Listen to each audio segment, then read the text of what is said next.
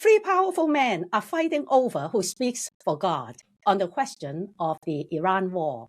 The president, the vice president, and the Pope. No one woman at the table. My guest today is a Catholic feminist theologian who has something to say about that. Mary Hunt is the co-director of Women's Alliance for Theology, Ethics and Ritual. She has pushed for women's inclusion and leadership in the Catholic Church for several decades. Welcome to the podcast, Mary. Thank you so much. It's great to be back. Now, Mary, are you surprised that the debates between the Pope, the President, and the Vice President has caught so much attention?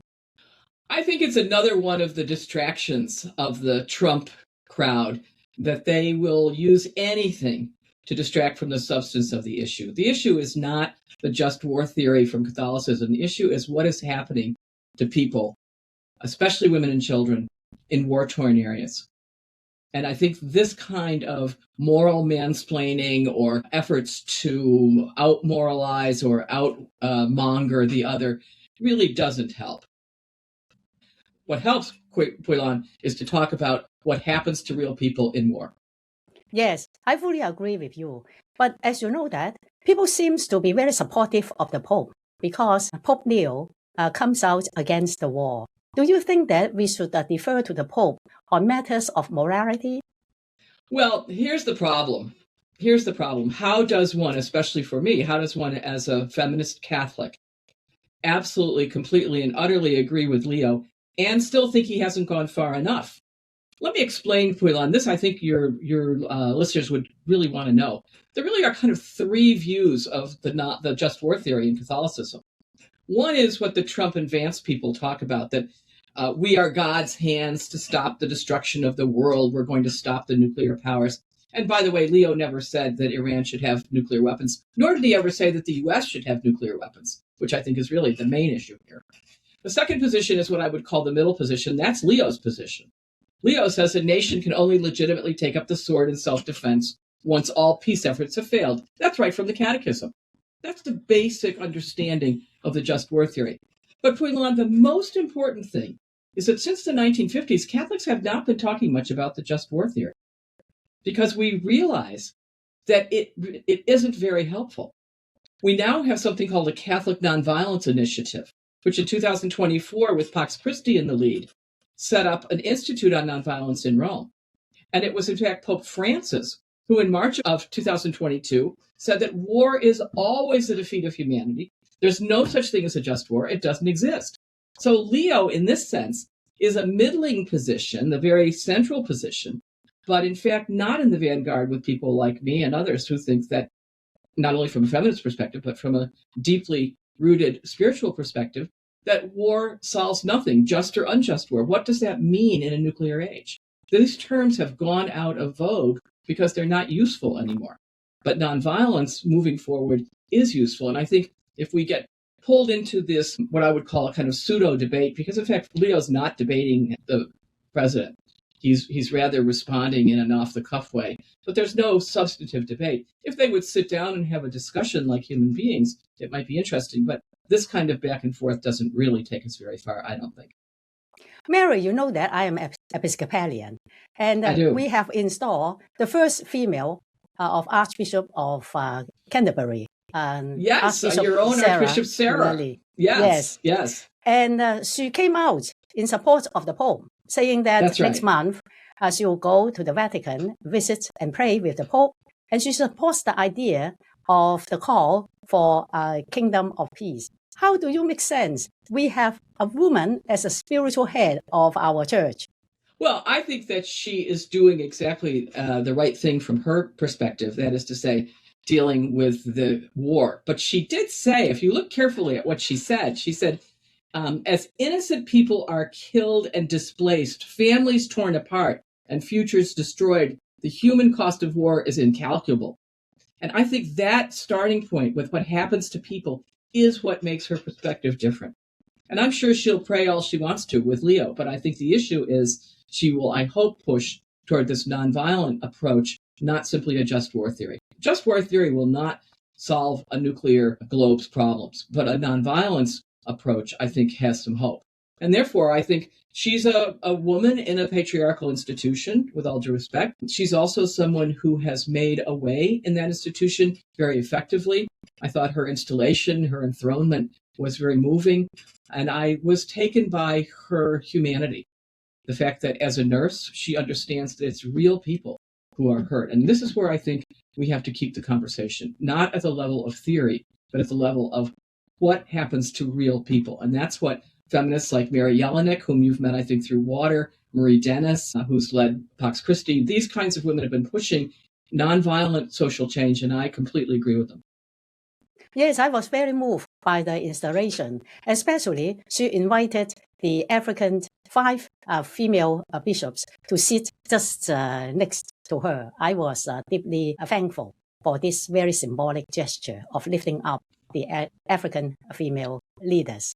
But just a moment, because I think you also have to look at what's happening simultaneous to the discussion between Leo and Donald about war, and that is that Pope Leo is in Africa.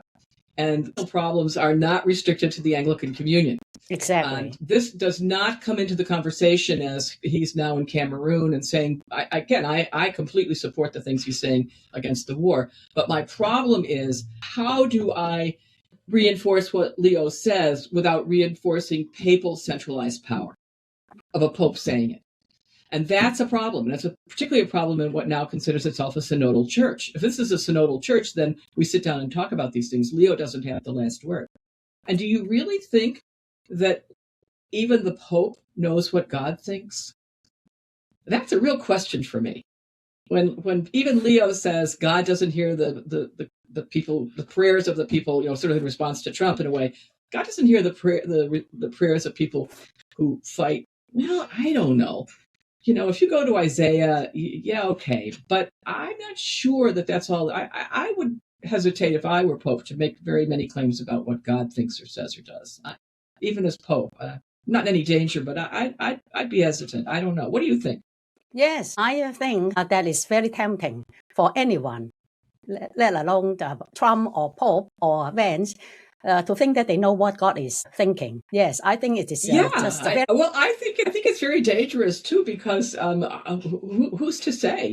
This is really, and I'm not abdicating here. I'm not saying that he should say it and I wouldn't. I'm simply saying I don't think anyone should make claims for the mind of God. So this is a bit of a problem. But more to the issue, the theopolitical issue, is how does one, from a feminist perspective, reinforce and underscore the importance of what the Pope is saying without reinforcing and reinscribing the centralized power of the papacy? That's a problem. And I don't think we have a good solution to that. And if you watch what's going on in the larger world, for example, the New York Times headline today about more young men saying that religion is important to them. Well, what kind of religion is important to them? That makes me very nervous, because the same studies, this was a recent Gallup poll being reported on, but the same study shows that young women are not as religious as they used to be. And remember, it was the women who had the care of the children. I don't see that changing much, but it was the women who had the care of children and the nurturing of children's religion and so forth. I'm suspicious of this uptick in men being interested in religion if what they're interested in is the Charlie Kirk and JD Vance and Hegseth and these sorts of really dubious characters, in my view. If their religious views are what young men are interested in, we're in bigger trouble than we know. And if you take it to the next level and look at what the Knights of Columbus said about Pope Leo, the Knights of Columbus is a huge, well, first of all, it's an insurance company, but it's a huge Catholic organization of men, very much connected with rich and powerful men. And they had a very tepid agreement with Leo to avoid being cut off from their base. This is very troubling, because I think wars are really not so much about politics, but money.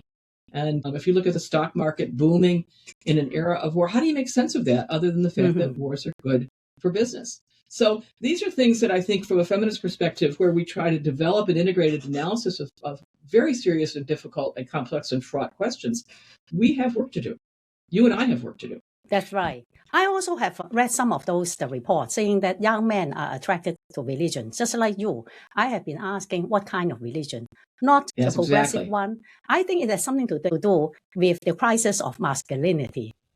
And then Trump and the conservative evangelicals and the conservative Catholics portrayed gender in a very different way. Now, since Vance became a Catholic several years ago and is writing a book about his conversion, what do you make sense of Vance in all this debate, warning the Pope to be careful when talking about morality? First of all, let's start with Trump. I mean, I do think that Trump is a deranged maniac, just to start with. I think he is really not a well person. And I mean that with some lament, because it's too bad that a person who has access to nuclear codes is of such a composition. But when you come to Vance, I think it's a very difficult question of how someone who has not, shall we say, specialized in telling the truth about things and has had very limited ability to see the difference between religion and politics and the intertwining of religion and politics to make such statements about the Pope, I consider that rather out of league. At the same time, it doesn't surprise me one bit. I mean, of course, this new convert to Catholicism with all of his zeal knows quite well what the mind of God is, and he's following it. I mean, this is not religion as I know it, as I have any interest in it, and as I think it's healthy for him or anyone else. So I think his book is going to reveal a lot about the nature of his conversion and of why all of a sudden this attraction to not perhaps as much a Pope Francis kind of Catholicism, but something quite previous to that, John Paul II and other more authoritarian approaches to the tradition. So this, I don't think, is good news for anybody. But I think, as you say, it's rather extraordinary. It is absurd for someone to suggest that the Pope has not had theological training. The difference is, I don't agree with some of the Pope's theological training, but I would never say he hasn't had it. Although I do wonder, where do you think he was when Rosemary Ruether was teaching up the street in Chicago? Do you think was he? You know, there's lots of things to ask about, but I think that tell the audience about this. Yeah, well, of course, we know that Pope Leo, then Bob or Bobby, was studying theology in Chicago at the Catholic Theological Union in Chicago, and right up the road in Evanston was the great feminist theologian Rosemary Radford Ruether, Catholic. Prime voice in feminist theology in the known world. And interestingly enough, you may not even know this, Kwok Pui Lan, but one of the earliest meetings on women's ordination, the question, took place at the Catholic Theological Union. Maybe before Bobby got there, but he must have missed a couple classes or slept through them or something, because there were women doing feminist work there at that time. And Rosemary Ruether was teaching up the road in the consortiums where he could have taken classes. So missed opportunity, and it shows. And this is why, again, this is the tough rub around Leo. He's not particularly progressive. And I've been observing him for this first year. It's almost up to a year. And I have seen things that make clear that he's not particularly progressive.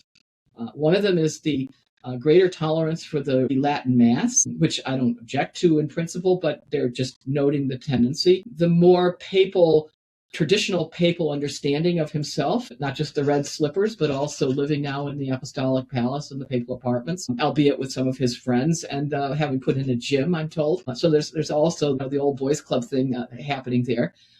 No movement at all on questions of women deacons. In fact, they would take a good lesson in Africa this week from the Anglicans in Harare, who ordained a woman deacon in the Orthodox tradition. Take a good lesson from that while they're on the continent. And the questions, of course, of women's participation in the Catholic decision-making and structures of governance and so forth have not changed much. There's this understanding of women now in administrative positions, but those are not in any way linked to jurisdiction, and they're not in any way linked to ordination insofar as they're able to function sacramentally. So there's a long ways to go here, and we haven't really seen much of Leo yet. 1 year isn't long in a papacy, but I'd have to be honest and say that what I've seen does not inspire me to get out my pom-poms and cheerlead for this approach. On the other hand, I am complete, utter agreement, and more so on the war question, and would urge him to look at this third position, which is really, I think, now the leading position among progressive Catholics, of the nonviolence rather than the just war. Yes. Mary, can you tell us, as we conclude this, what do you make of American Catholicism in this particular debate? How did the Catholic world, among your friends, for example, react to this? Or what have you heard?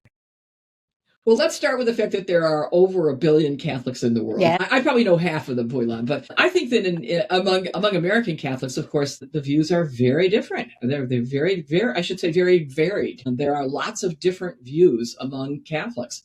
And what's been interesting is that some of the more conservative Catholics have taken a very dim view of Trump going after Pope Leo, just on principle. That's one view. Another is, of course, people like myself who are very much in favor of nonviolence and wanting to move in that direction, but don't want to see that used as a way to shore up and to concretize the papacy. Because in a synodal church, in a church where people really are walking together, that just doesn't go together. So that's our rub. I think people in the pews are confused as to, especially those who voted for Trump, but I think they're being disillusioned not by Leo, but by economics. I think they're being disillusioned at the gas pump, at the grocery store, in childcare, in education. People who voted for Trump seem to be having some buyer's remorse. And I don't think that Leo is a major factor in that, but that's why I think he's doing what he would do well, to keep his head down, not to get into a he said, or a boys kind of match. I think he should really ignore this particular deranged, immoral person who is talking about him and keep his eye on the prize, which is peace and justice. Thank you very much for joining me today. Thank you. If you enjoyed this episode, please click like and comment. I will see you in the next episode. If you are interested in this topic, I have another video that I spoke with Dr. Peter Fan on the Catholic's response as well. Please watch that video.